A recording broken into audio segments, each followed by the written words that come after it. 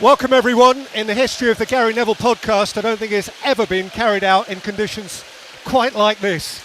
We have rain like even Manchester rarely sees.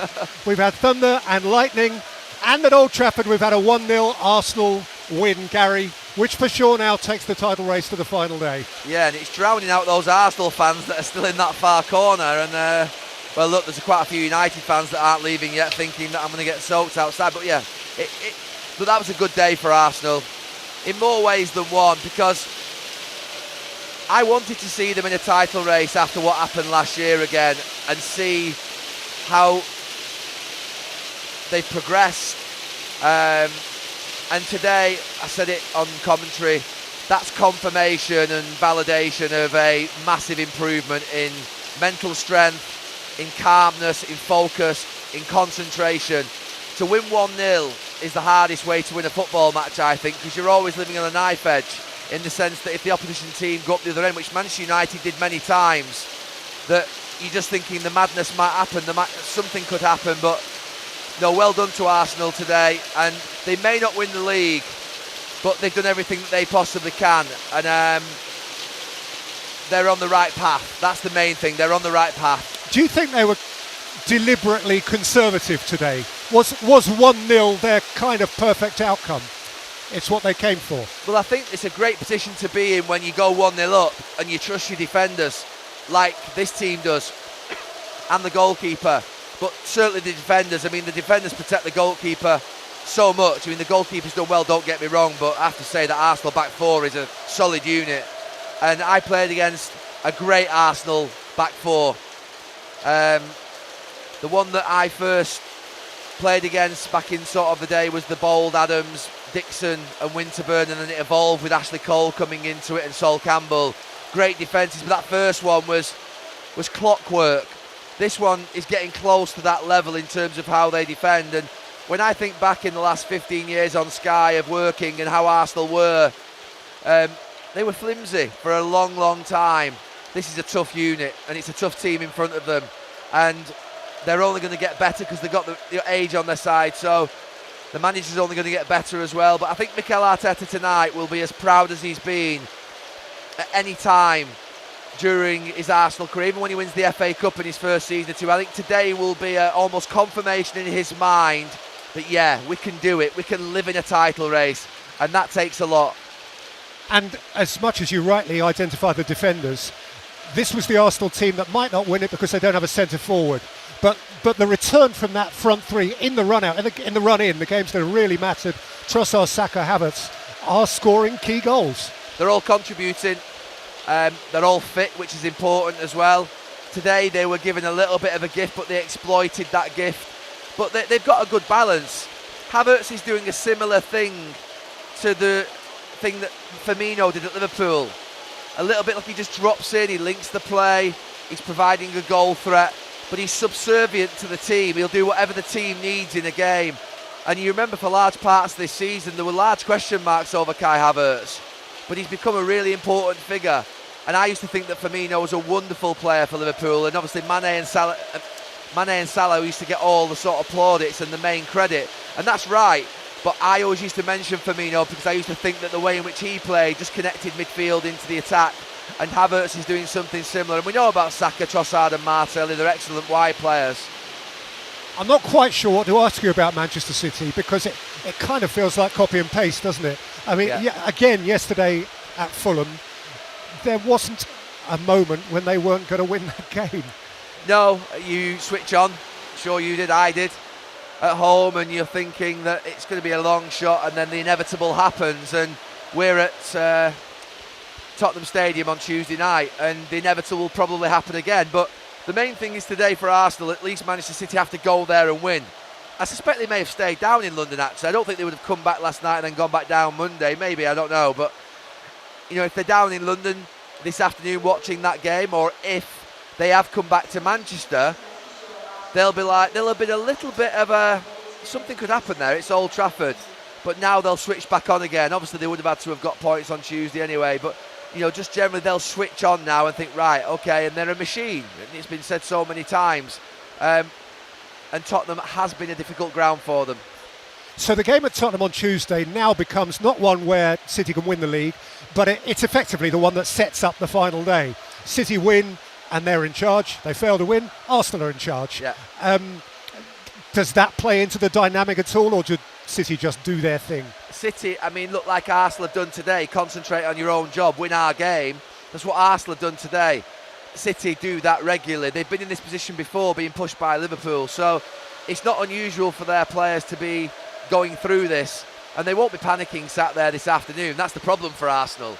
You know, there won't be any City manager or coaches or fans even, I think, at this point, overly worrying. They'll trust their team, just like Mikel Arteta in this running has trusted his players.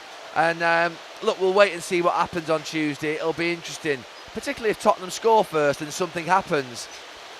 There'll be those sort of normal pre-match commentary sort of lines that Tottenham don't want Arsenal to win the league, but those Tottenham players, when they go out onto the pitch, will perform at their very best. And, you know, there was none of that here today, was there? People were talking about the United City dynamic. It simply wasn't relevant. No, and actually, United today, I mean, look, did they play well? I think for parts of that game, there was something there that you think, well, okay, I don't mind that. They defended in a far better structure. They were more compact. They left their centre-backs, the centre-backs were protected and they weren't exposed as they were the other night at Crystal Palace.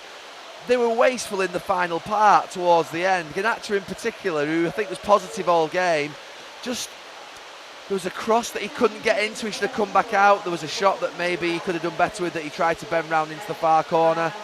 And then there was a cross at the end where he put it in an in-swinger, which he overhit into Raya's hand. So there were moments where Manchester United could have applied some pressure. But it's a ever-changing team that hasn't built up a pattern with each other. And they don't know what each other are going to do, either in possession or out of possession, because there isn't the familiarity. And you can see that all over the pitch. So I suspect we'll talk about the final day when we meet again on Tuesday. But just in brief, in the whole story, in the whole run-in, there's been a kind of supposition that obviously they both win on the final day because they're both at home to teams they ought to beat. Is that the way you're feeling about it? So Tuesday's the decider? Yeah, Tuesday's the decider. I think a month ago I said I look forward to this game on Tuesday night, Tottenham versus Manchester City. And wow, look at the pitch.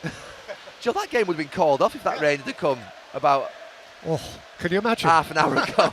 I don't know what we were saying there. So no, the supposition that they'll both win at home on the last day. I think they both will win the last games at home. I think that will happen. And we always said a month ago that it could come down to this game at Tottenham, which is obviously in the last week of the season. We didn't know what each team was going to be doing in Europe at that time, but it's freed up because they've been knocked out. And it's come to that, and that's as good as we could have asked for. Look, people will point towards the Aston Villa game for Arsenal, and that's fair. I thought there was a couple of other moments when Arsenal didn't go and get the winner at the Etihad, when City were a little bit weakened at that time. And then there was another moment when City, Oscar Bob scored away at St James's Park about, it feels like 3-4 months ago now. There was a little bit then of like, oh, here we go. City going to switch in and kick in now. So, there's a couple of moments where you look back along the way, but it will come down to that game on Tuesday night. Obviously, the teams have to win on the last day of the season, but I think they will. They'll not make mistakes in that. But I think Tuesday night is where it's all at, and there'll be a expectant audience in the sense that can Tottenham play? Can Tottenham cause them problems? And they can cause them some problems, but can they take the few chances that they will get in the game? Now, yesterday Tottenham beat Burnley. A couple of weeks ago, you welcomed Ipswich and Leicester back into the Premier League. Today, you've got to say goodbye to Burnley and almost certainly to Luton as well. Yeah, and it's something that we should just be aware of. I know that the Premier League clubs have always mentioned parachute payments aren't detrimental to competition, and that we're now seeing a repeated pattern of the teams that go down coming back up quickly and quicker, and we're seeing a repeated pattern of the teams that actually come up going back down straight away. And with Sheffield United, Burnley and obviously Luton looking like they're going to go as well, that's the three teams that came up last season. We've got to be concerned about that, and we should monitor it, and that's where I think that there will always be this protection from the Premier League of parachute payments, but they should be looked at, and they should be looked at transitioning them out in some way, so that we do get a competitive championship and we get obviously a better distribution, so we get a more competitive Premier League. And the Premier League's competitive, but Manchester City could win the league for the fourth time next weekend and obviously the same teams have gone down. So I'm a little bit concerned about that, and I don't want that to continue, not for any other reason than I'm worried about the lack of, we always talk about the competitive edge of the Premier League, but we've just got to be careful. But yeah, sad for Burnley yesterday. They've just not been up to it, have they?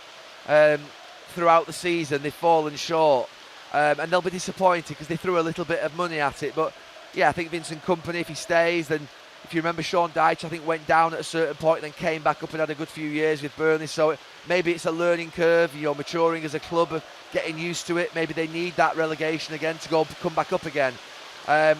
Sheffield United have found it very difficult, and Luton, I think, they've been one of the stories of the season. I think we've all had a little bit of a soft spot. It's almost like a team that I was growing up, you saw Luton Town in the Premier League, so it'll be sad if they inevitably will probably go down next weekend. It'll be sad if that happens, but well done to Nottingham Forest and the others that have stayed above the relegation zone. Just one final thing on that. I understand the conversation around parachute payments, and of course those could be controlled or changed or whatever. But when you've had a Luton who'd been nowhere near the Premier League and had somehow defied those odds and got promoted, and this time same is true of Ipswich coming up, how in your mind is it possible to create that competitive edge, to make it, to enable Luton or Ipswich to cope? Yeah, I mean, look, there are exceptions always, and that's why we're so happy with the Luton story. Obviously, Ipswich have got a bigger budget than Luton. But I think that the reason you need a parachute, the only time you ever need a parachute is because there's a large drop. If there wasn't such a large drop between 20th in the Premier League and 1st in the Championship, then you wouldn't need a parachute. You need a step. So I'm not saying there shouldn't be a difference in money between the Premier League and the Championship. Of course there should. There should be a significant amount of money difference.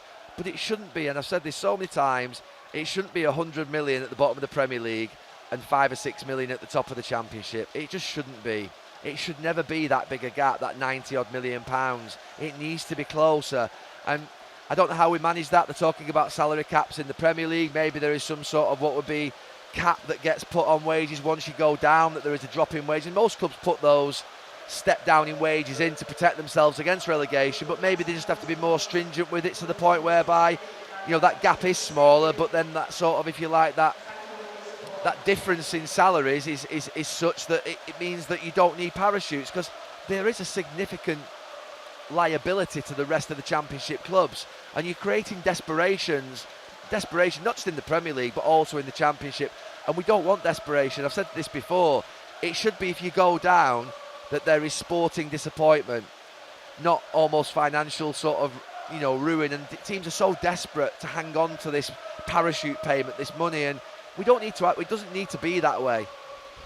No, that is certainly one of the issues of the game at the moment. But in purely sporting terms, we know, Gary, that we won't know the champions until a week today. And between now and then, Tuesday night at Tottenham, and a couple of other good games live on Sky this week. Yeah, I'm doing Monday Night Football tomorrow night for the first time actually in the studio since, I think, nearly the first game of the season. So we've got the end of season sort of team of the year stuff, and it's Aston Villa versus Liverpool, one obviously Jurgen Klopp's last away game, so I'm looking forward to being in there. I'll head down to London tomorrow morning.